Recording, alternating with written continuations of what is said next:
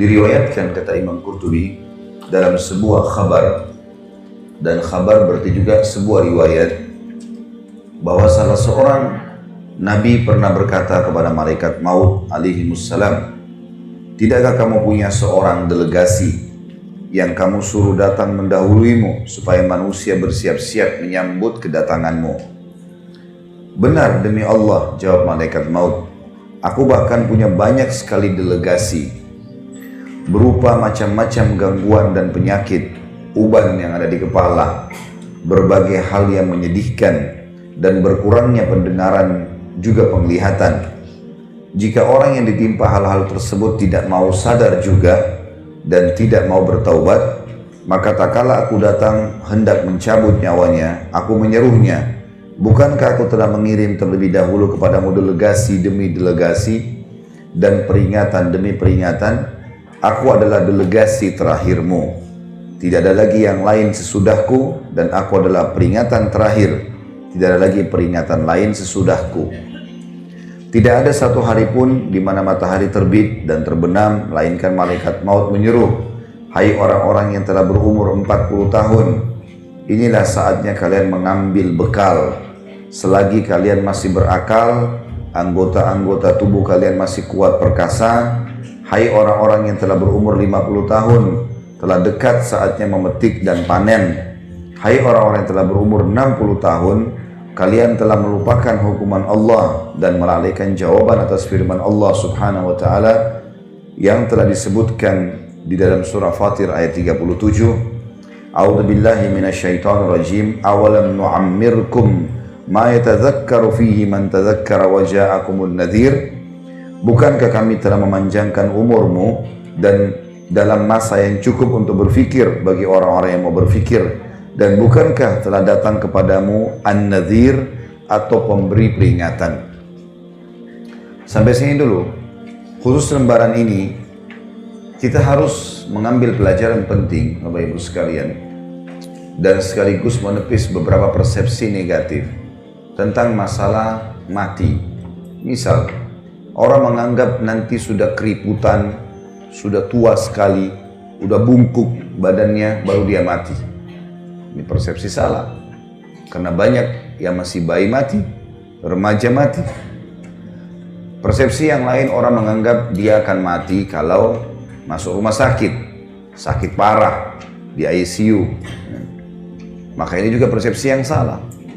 Karena ukuran rumah sakit dibandingkan dengan jalan raya, mana yang lebih banyak manusianya? Di jalan raya. Ruangan ICU ada berapa di rumah sakit? 1 atau 2. Mana manusia miliaran? Berarti persepsi orang yang menganggap bahwasanya sakit dulu baru mati itu keliru. Karena sedikit sekali orang masuk rumah sakit. Gak banyak. Gitu kan? Lebih banyak orang yang lewat lulalang depan rumah sakit. Kalau ada persepsi yang lain juga mengatakan mungkin kalau tabrakan tiba-tiba ya, atau terjadi pembunuhan, perampokan baru mati, ya juga keliru. Banyak orang yang tabrakan dan juga ya, dirampok tidak mati, tapi banyak orang yang justru tidak dirampok meninggal dunia. Dan ambillah dari semua persepsi yang syaitan bisikan di kuping kita untuk lalai, maka tepis semuanya. Dengan sangat yakin kalau mati bisa datang setiap saat. Mau sehat, mau sakit, mau kuat, mau lemah, mau kaya, mau miskin, laki-laki, perempuan. Jangan lalai terus.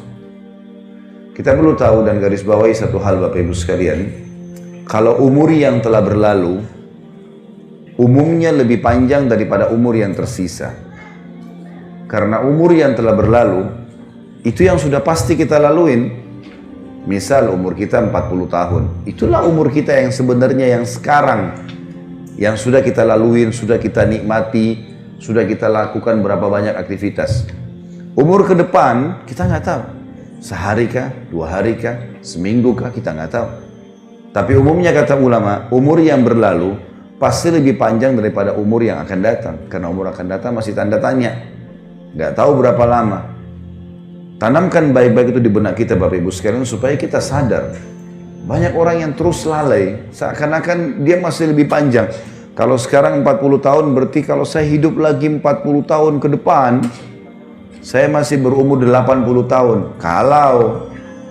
Kalau enggak, kalau meninggal tiba-tiba, banyak orang loh, kulitnya mulus, badannya sehat, apalah dengan bahasa-bahasa manusia, seksi lah, cantik lah, gagah lah, tampan lah, apalah segala macam, hilang cuma jadi kenangan.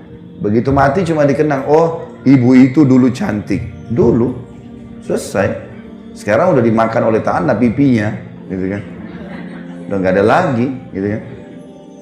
Oh dulu ibu itu suka datang ke salon ini, dulu. Gitu.